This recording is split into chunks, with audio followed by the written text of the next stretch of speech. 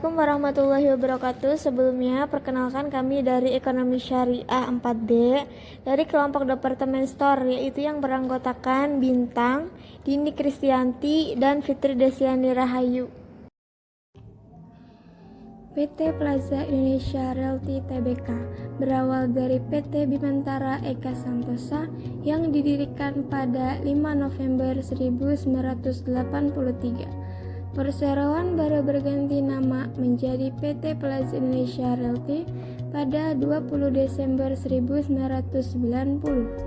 Perusahaan kemudian mencatatkan saham perdananya dengan kode saham PLIN di Bursa Efek Indonesia atau BI pada 15 Juni 1992.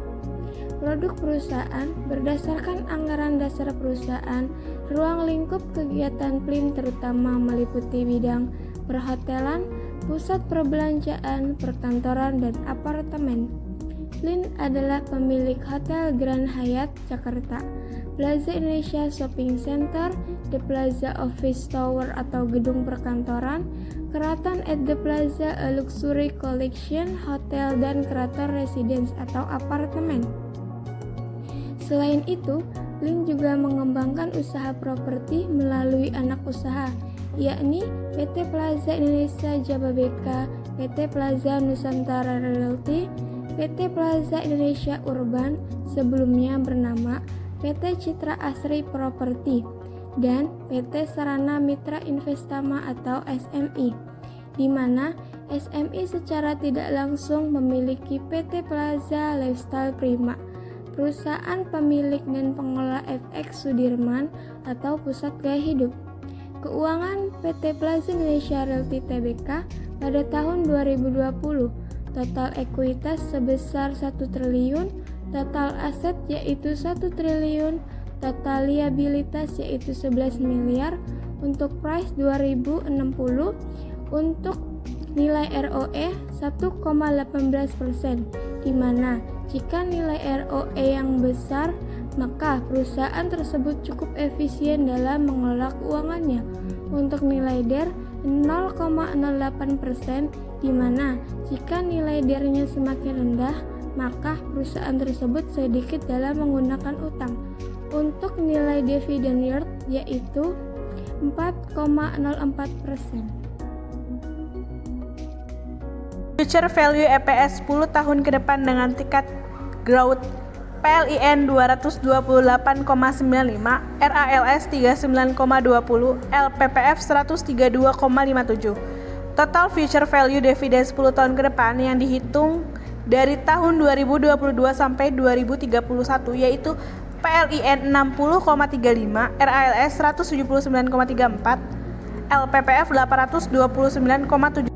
Estimasi harga saham setelah dividen tahun 2032, PLIN 2,828.35, RALS 454.134, LPFF 1078.941. Berdasarkan laporan keuangan terakhir tahun 2020 memiliki harga wajar PLIN 1068.91, RALS 171.630, LPPF 407.763. Harga pasar PLIN 2,060 rupiah, RALS 745 rupiah, LPPF 3,700 rupiah.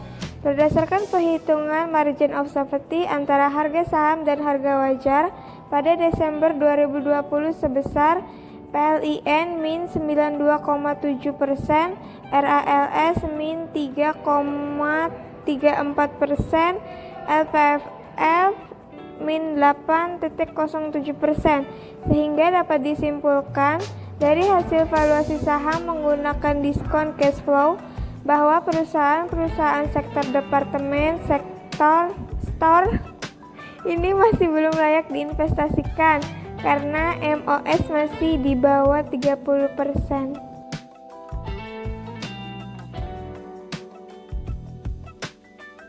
Perusahaan pesaing pertama ada Ramayana Lestari Sultan didirikan 14 Desember 1983 dan mulai beroperasi secara komersial pada tahun 1993. Kantor Pusat Ramayana Lestari Sentosa berlokasi di Jalan Kiai Haji Wahid Hasyim nomor 220 AB Jakarta. Pada tanggal 26 Juni 1996, RALS memperoleh pernyataan efektif dari Bapepam LK untuk melakukan penawaran umum perdana saham (IPO) kepada masyarakat sebanyak 80 juta dengan nilai nominal 500 per saham dengan harga penawaran 3.200 per saham.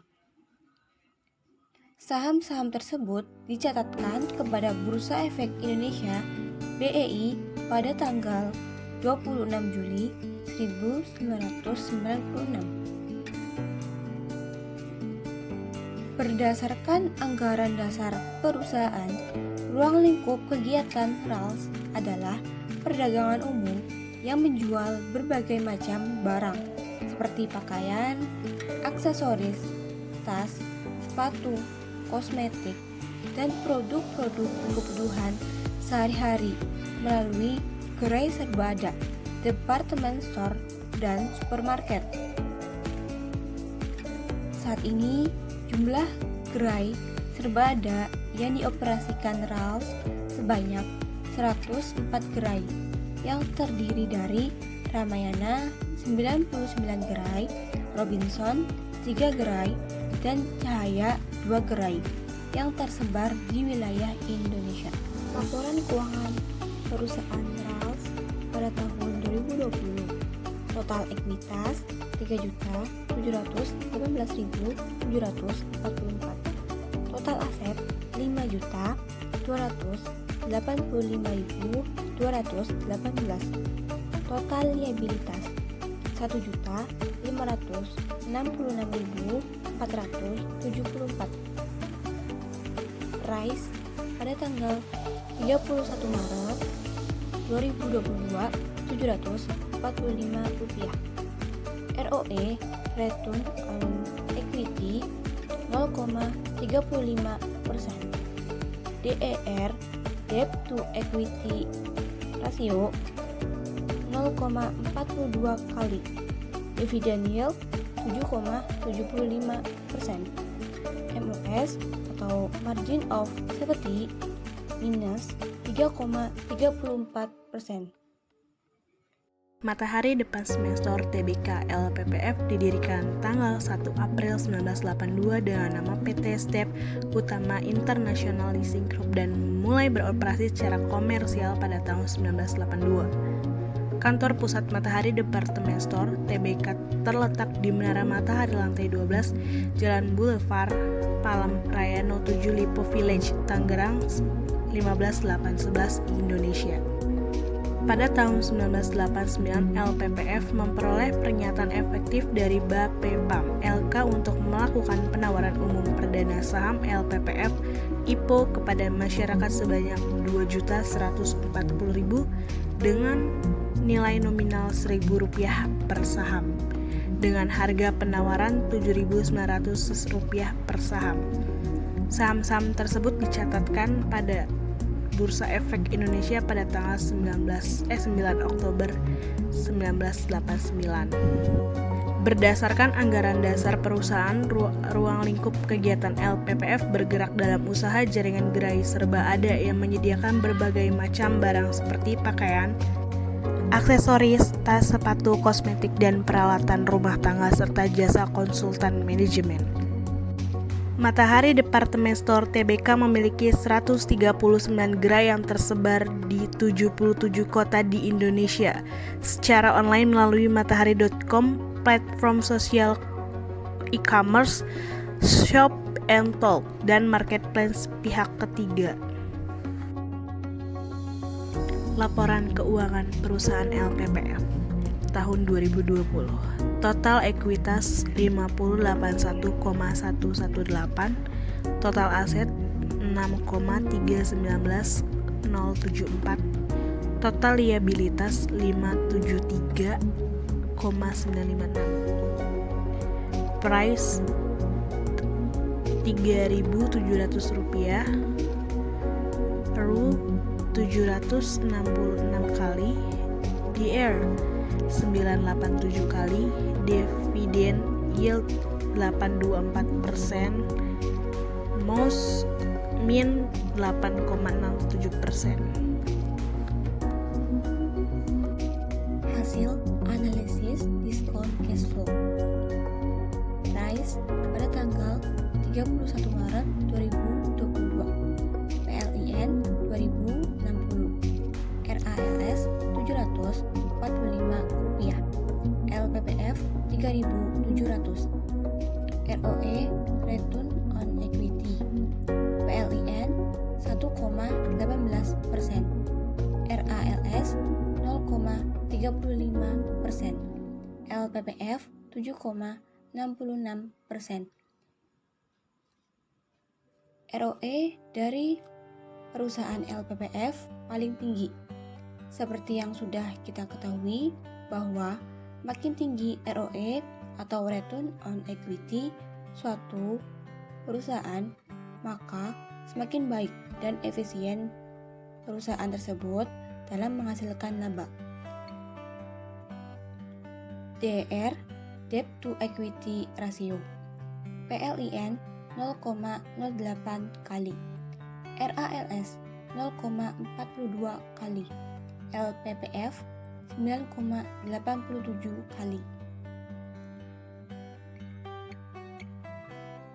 DR paling kecil dimiliki oleh perusahaan PLIN karena jika semakin kecil DR suatu perusahaan membuktikan bahwa perusahaan tersebut kurang baik dalam mengelola kinerja perusahaannya. Selanjutnya ada dividend yield. PLIN 4,04%, RALS 7,75%, LPPF 8,24%. Dividend yield paling besar dimiliki perusahaan LPPF. Seperti yang kita ketahui bahwa semakin besar dividen yield yang dibagikan perusahaan, maka akan semakin baik. Yang terakhir ada MOS atau margin of safety. PLIN minus 92,7%, RALS minus 3,34%, LPPF minus 8,07%. MOS atau margin of safety dikarenakan dari ketiga perusahaan tersebut tidak ada yang melebihi 30%, maka dapat kita simpulkan bahwa ketiga perusahaan tersebut tidak layak untuk diinvestasikan. Cukup sekian dari kelompok kami. Wassalamualaikum warahmatullahi wabarakatuh.